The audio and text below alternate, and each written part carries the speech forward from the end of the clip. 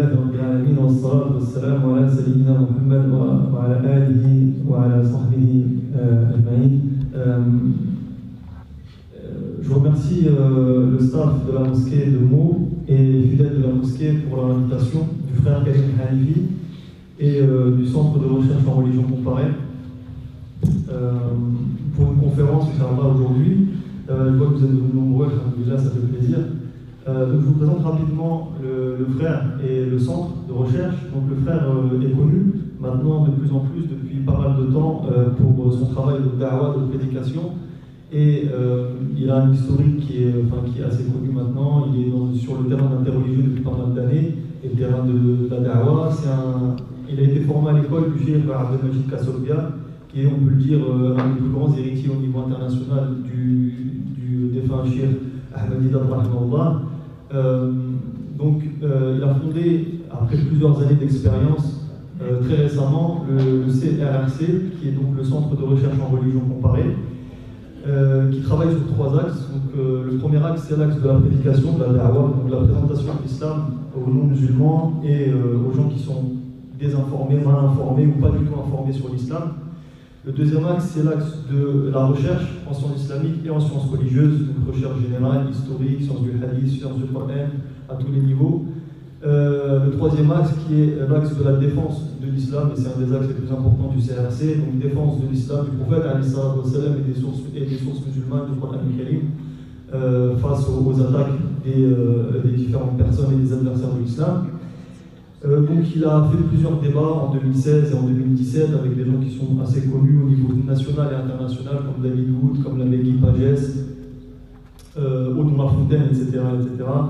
Son travail se fait à travers des conférences, comme la conférence de ce soir, à travers des débats, à travers des formations qui sont données aux structures qui le demandent, à travers un enseignement qui va être mis en place courant 2017, fin 2017, un enseignement en interreligieux sur plusieurs années, des interventions vidéo, des interventions publiques, des ouvrages qui vont être, Inch'Allah, publiés, des articles.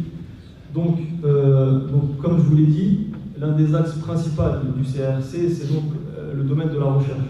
La recherche notamment en sciences islamiques et en sciences religieuses de manière générale.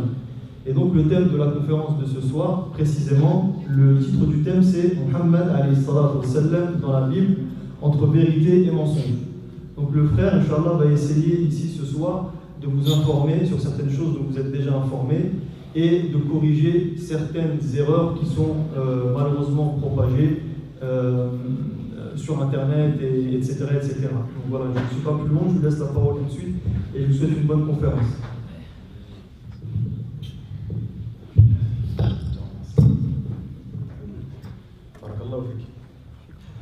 Bonsoir à tous, assalamu alaikum wa rahmatullahi wa barakatuh.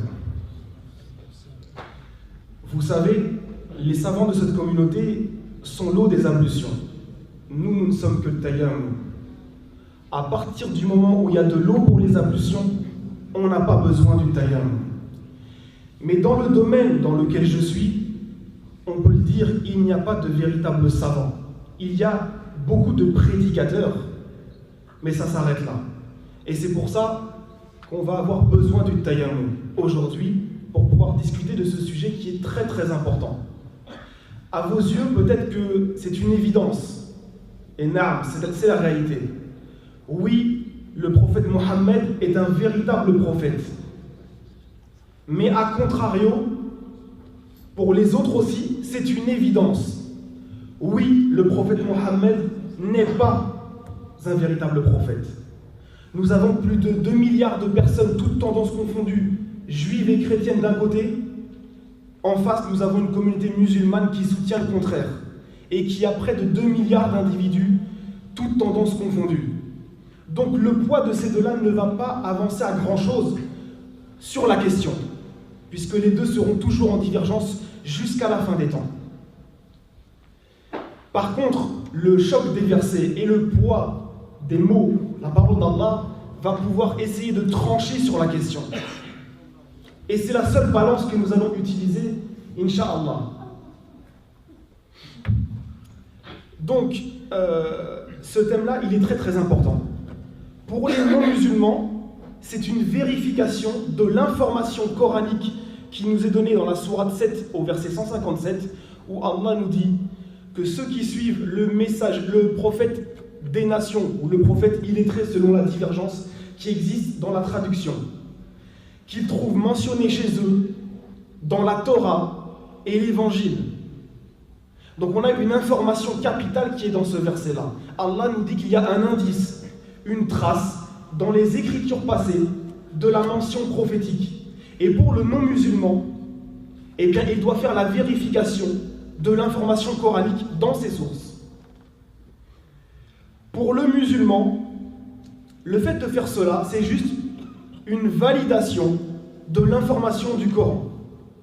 C'est-à-dire que si oui, nous trouvons des traces du prophète sallallahu alayhi wa sallam dans, on va dire, la Bible que nous avons actuellement, à ce moment-là, nous avons une validation. Et de toute façon, même si nous ne le trouvons pas, nous avons quand même la validation puisque nous considérons, selon notre référentiel et notre croyance, que c'est la parole d'Allah subhanahu wa ta'ala. Donc, on va commencer par plusieurs points, où je vais axer en tout cas le cœur de l'intervention sur ce qu'on appelle les critères prophétiques. Et ensuite sur toutes les annonces qui ont été faites dans la Bible à propos du prophète de l'islam et que beaucoup de personnes ont connu à travers les temps.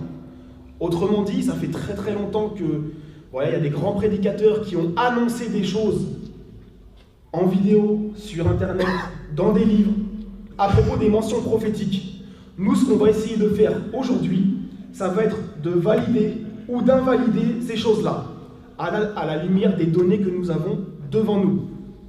On n'a aucune prétention, mais c'est juste que c'est un domaine que nous faisons depuis une quinzaine d'années, et que Allah nous a donné un petit peu de savoir dans ce domaine-là, et on essaie juste de le retransmettre, rien d'autre. Donc le fondement qu'on va utiliser, c'est ce verset de la sourate Al-A'raf, numéro 157. Comme je l'ai signifié auparavant, ceux qui suivent le prophète illettré ou le prophète des nations, donc un prophète non israélite, qu'ils trouvent mentionné Indahum fi Tawrati wal Injil, devant eux ou chez eux, dans la Torah et l'Évangile. Il y a une chose qui est, pour moi, qui m'a interpellé, c'est qu'Allah nous donne une chose précise. Sa mention se trouve dans la Torah et dans l'Évangile.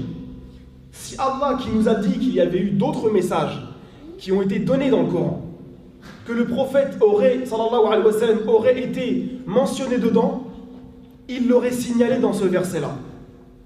Il n'a pas mentionné le Zabour.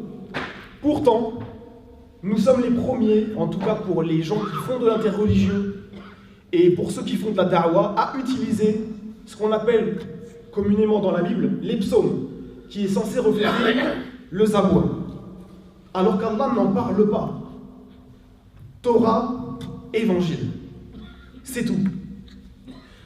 Ensuite, on a une autre mention dans la sourate Saf, donc la sourate 61, verset 6, où Isa, paix sur lui, Jésus aurait annoncé la venue d'un messager venant après lui. Et il nous donne une information très importante. Il nous dit « Smuhu Ahmed ». Et cette information-là, il faut essayer de la regrouper avec beaucoup de choses de ce qu'on a dans le Coran.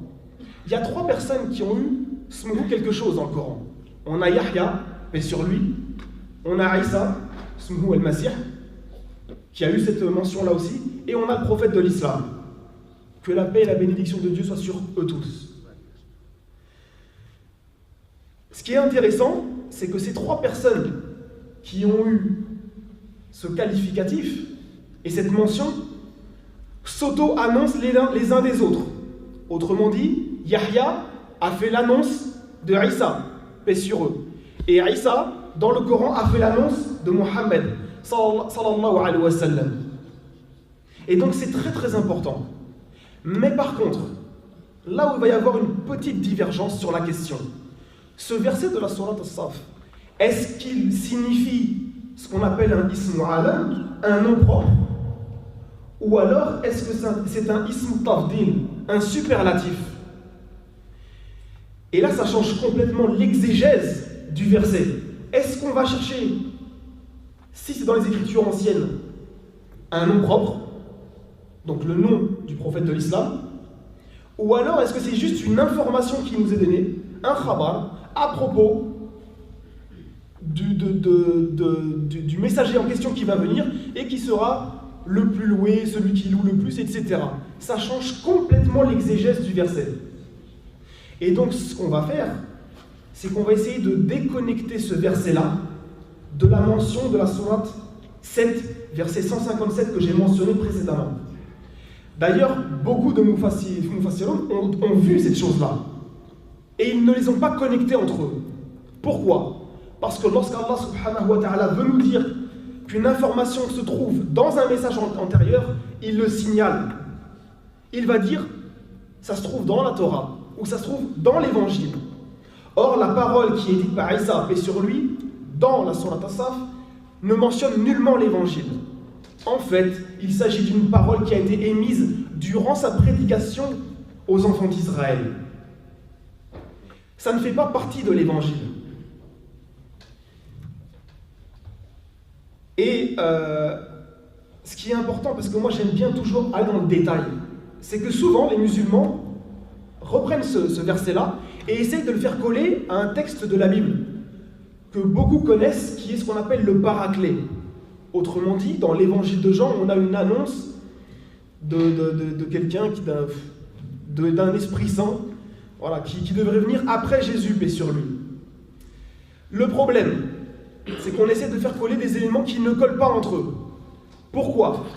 Parce que ce verset coranique, Allah nous dit que c'est ce qu'il a dit à Isa, paix sur lui, aux enfants d'Israël.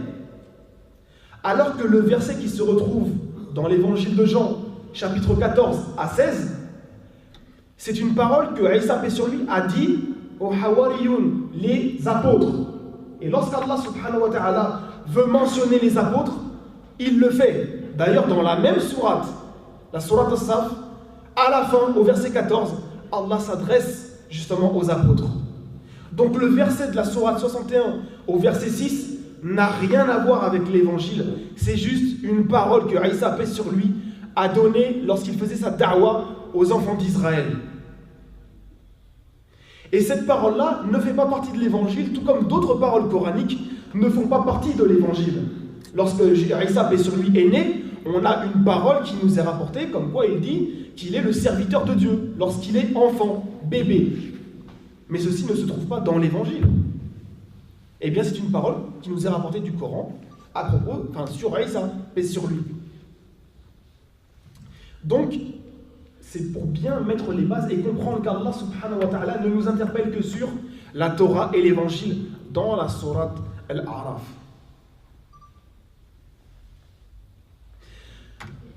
Maintenant, je vais passer, on va dire, au cœur réel de la conférence, puisque justement j'axe cette conférence-là sur ce verset de la sourate Al-A'raf. Donc nous devrions, en général, trouver la mention du prophète sallallahu alayhi wa sallam dans la Torah et l'évangile.